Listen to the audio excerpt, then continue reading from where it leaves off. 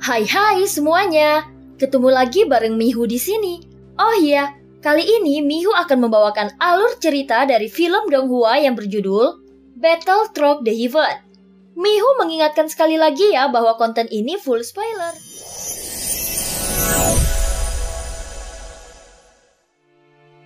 Melanjutkan dari kisah sebelumnya. Sebelumnya cahaya biru yang dikirimkan oleh Sukiantai diblokir oleh sosok Ratu Alam Dewa Iblis Abadi.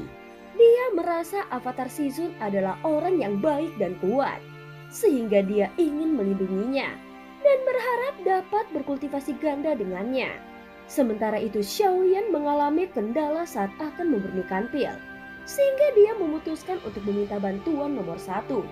Setelah berkomunikasi melalui selip batu giok, Xiaoyan akhirnya mendapatkan bantuan tanpa harus memberikan komisi. Dia sebenarnya merasa bingung dengan kebaikan nomor 1 dan merasa ada yang aneh. Pil tubuh dewa dan iblis, ramuan ini. Saat Xiaoyan melihat resep ramuan itu, ekspresinya berangsur-angsur menjadi aneh. Sebenarnya tidak ada masalah dengan namanya.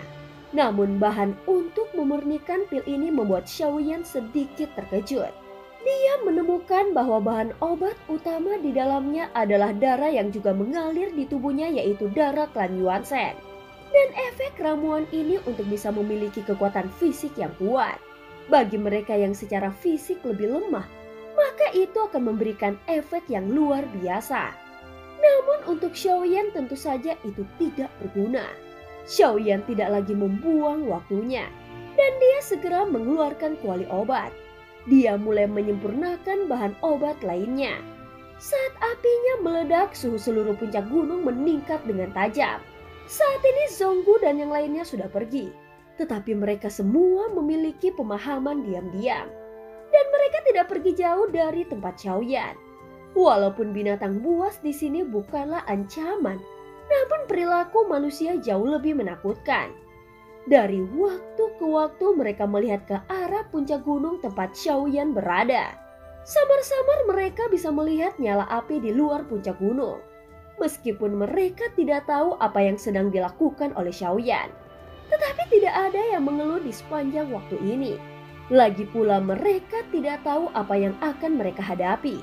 Faktanya, di wilayah menuju Istana Shen diselimuti oleh penghalang beracun.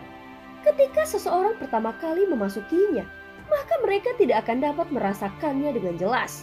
Namun setelah secara perlahan terakumulasi memasuki tubuh, maka efeknya akan terasa. Kabut beracun ini bukanlah sesuatu yang mudah ditangani. Setidaknya untuk Xiaoyan, jumlah racun yang masuk ke dalam tubuhnya akan 2 kali lipat dari orang biasa. Hal ini disebabkan oleh kecepatan peredaran Qi dan darahnya jauh lebih cepat dibandingkan dengan orang biasa. Sehingga toksisitas akan menyebar ke seluruh tubuhnya secepat mungkin. Jika dia tidak menyiapkan pil detoksifikasi untuk menghadapi situasi ini, maka ketika saatnya tiba dia akan membayar mahal karena kelalaiannya. Saat ini ada beberapa sosok yang sedang duduk bersila di Istana Shen. Dan sosok-sosok ini memiliki wajah berwarna biru keunguan. Sepertinya semuanya terkena dampak gas beracun. Namun ada satu sosok yang penampilannya terlihat biasa saja. Tampaknya dia tidak terpengaruh oleh gas beracun dan sosok ini tidak lain adalah Raja Roning Yao.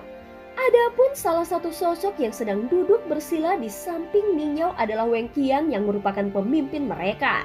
Dia adalah orang kuat dari alam dewa iblis abadi. Kecuali dia, sosok lainnya memiliki tanda budak dewa di leher mereka. Tentu saja tidak terkecuali Ning Yao. Gas beracun ini benar-benar membantuku. Setidaknya, aku hanya tinggal menambahkan sedikit racun untuk membinasakan orang-orang ini. Ucap Ning Yao memandang Wen Qian dengan dingin. Dia merasa sangat menderita selama ini dan niat membunuh tiba-tiba muncul di matanya. Namun Ning Yao tidak membunuh Wen Qian secara langsung. Bagaimanapun yang terakhir belum merasakan efek fatal dari gas beracun. Saat berikutnya Ning Yao diam-diam menyebarkan racunnya untuk meracuni mereka yang berada dalam kondisi setengah sadar. Adapun situasi di Istana Shen juga masih sangat sepi. Dan sepertinya ada pertempuran besar di sini sebelum Ning Yao dan yang lainnya telah tiba. Sehingga penguasa Istana Shen belum dibangkitkan kembali. Namun sepertinya hal itu tidak akan memakan waktu lama. Adapun waktu di sini seperti dua titik dalam sebuah lingkaran.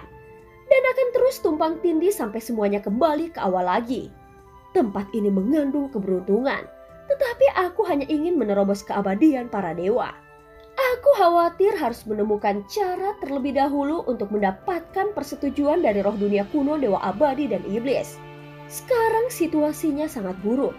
Menurutku, dunia ini pasti ada hubungannya dengan dunia kuno dewa abadi dan iblis itu sendiri. Ucap Ningyo bergumam dengan pelan. Saat mengatakannya dia memandang Wen Qian dan yang lainnya. Saat ini budak dewa seperti dirinya sedang menunjukkan ekspresi berjuang di wajah mereka. Ningyo sebenarnya tidak takut pada tanda budak dewa di lehernya. Dan bahkan sempat berpikir untuk meledakkan dirinya sendiri untuk menghapus tanda budak dewa. Saat berikutnya Ningyo berdiri pelan lalu memandang Wen Qian dan yang lainnya lagi. Ada kilatan cahaya di matanya dan sebuah belati berwarna hijau muncul di tangannya. Sebelum melakukannya, Ningyo melihat ke sekeliling lagi dengan hati-hati. Setelah memastikan tidak ada siapa-siapa, dia segera mengangkat tangannya dan melambaikan belati beracun di tangannya lalu menusuk arah jantung Wen Qian. Tepat ketika Ningyo melambaikan belatinya dan hendak menusuk jantung Wen Qian, tiba-tiba cahaya muncul di depan Wen Qian. Terlihat sebuah perisai cahaya muncul di depannya yang menutupi sosok Wen Qian.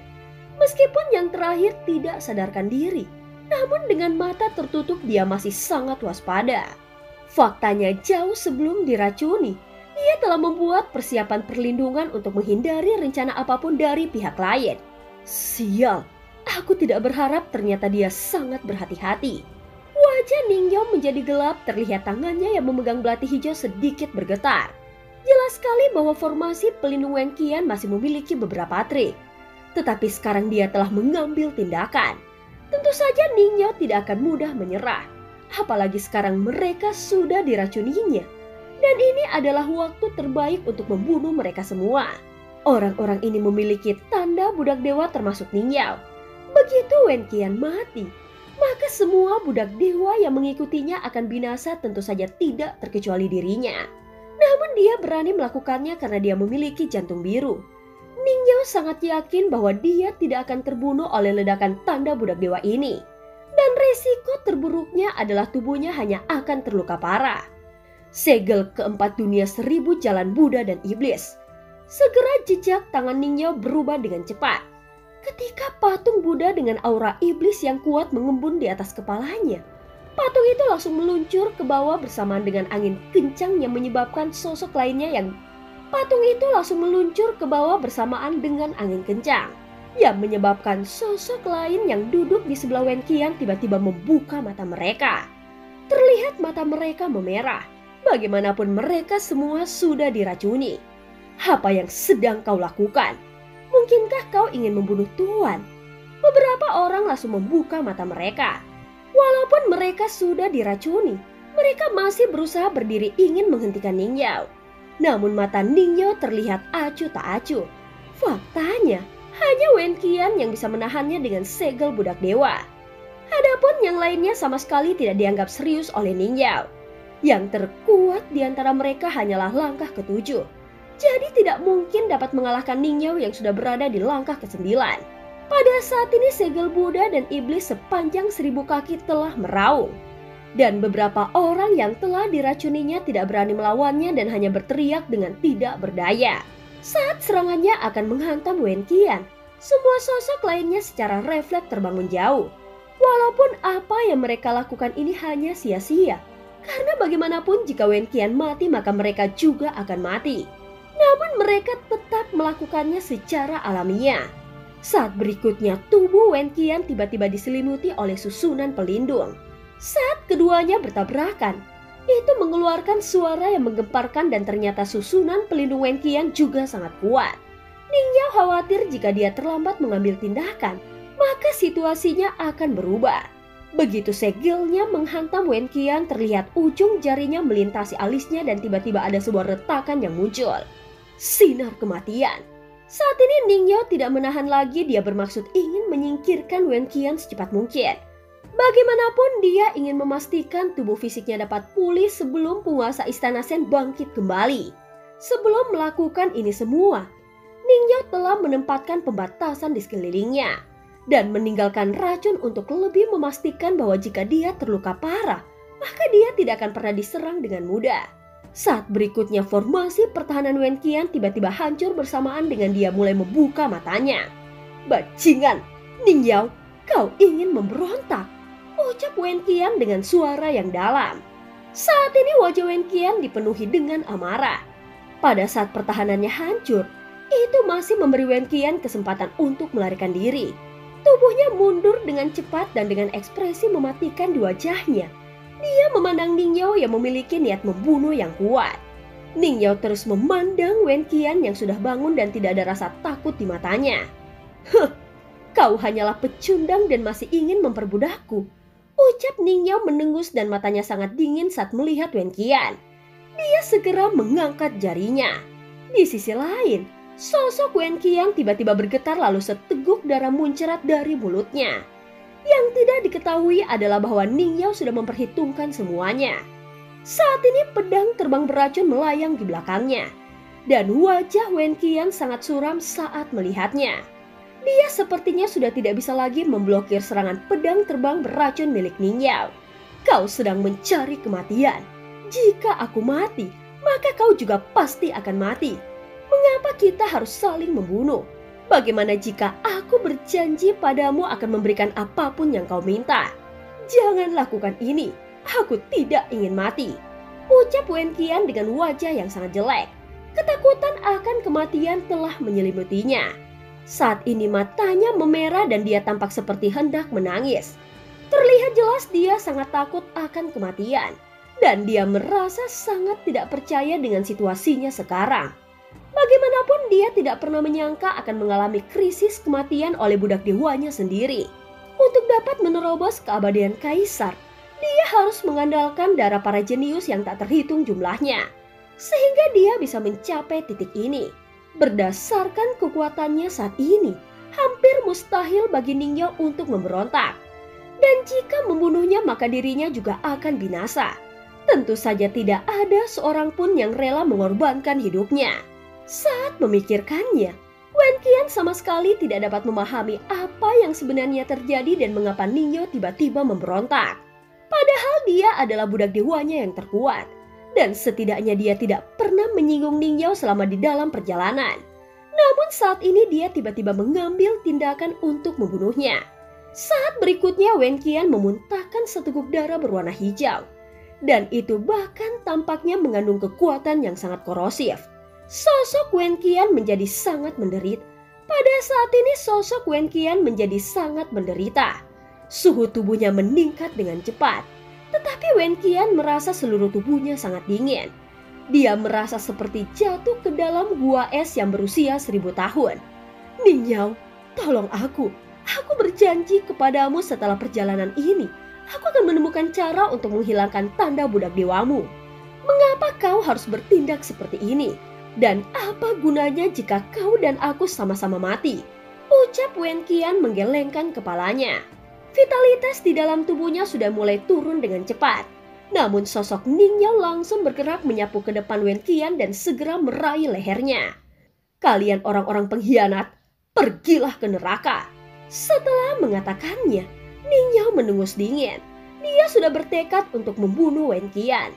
Terlihat 5 jari menjepit dengan kuat, kemudian terdengar suara klik dari leher Wen Qian. Namun di saat-saat terakhir, dia langsung mengaktifkan tanda budak dewa di leher Ning Yao dan ingin membunuh Ning Yao juga. Ning Yao tampak kesakitan dan segera merasakan panas yang membakar dari lehernya. Itu membuat nafasnya tidak beraturan. Dia tidak menyangka bahwa kekuatan segel budak dewa berada di luar imajinasinya. Itu menyebar dengan sangat cepat dan ada aura peledakan yang terpancar dari Ning Yao. Dan sepertinya itu akan benar-benar meledak. Setelah beberapa tarikan nafas, Ning Yao yang kesakitan segera menampar segel budak dewa di lehernya. Tentu saja dia tidak berani mengabaikannya. Dia juga mengangkat tangannya untuk menggerakkan pedang terbangnya dan bermaksud memotong kepala Wen Qian. Terlihat pedang tidak berhenti dan melanjutkan memotong tubuh Wen Qian menjadi beberapa bagian. Namun ini tidak cukup untuk membunuh seorang keabadian kaisar. Dan Ning Yao mengetahui hal ini dengan sangat baik. Dia berpikir tubuhnya harus dihancurkan sepenuhnya. Kemudian Ning Yao mengangkat dan melambaikan tangannya mengeluarkan sebotol racun hitam. Dia segera menaburkannya di tubuh Wen Qian yang hancur. Dari racun hitam muncul asap hitam dan sepertinya efek racun ini sangat kuat. Seseorang dapat melihat bahwa daging dan darahnya seolah-olah tersulut api hitam dengan cepat, yang merusak daging dan darah Wen Qian. Saat berikutnya jiwa Wen Qian segera keluar dari daging dan darahnya. Terdengar suara teriakan yang nyaring, dan dia masih mempunyai keinginan kuat untuk bertahan hidup. Adapun beberapa budak dewa lainnya tidak berani mendekat, karena mereka juga sudah diracuni oleh Ning Yao. Saat Wen Qian benar-benar dibunuh oleh Ning Yao, semua budak dewanya tampak berwajah pucat. Bagaimanapun saat Wen Qian mati, maka semua tanda budak dewa mereka akan diaktifkan. Jika mereka meledak, maka itu cukup untuk menghancurkan istana Shen hingga berkeping-keping. Dan film pun berakhir. Terima kasih udah dengerin Mihu dari awal sampai akhir ya. Sampai jumpa.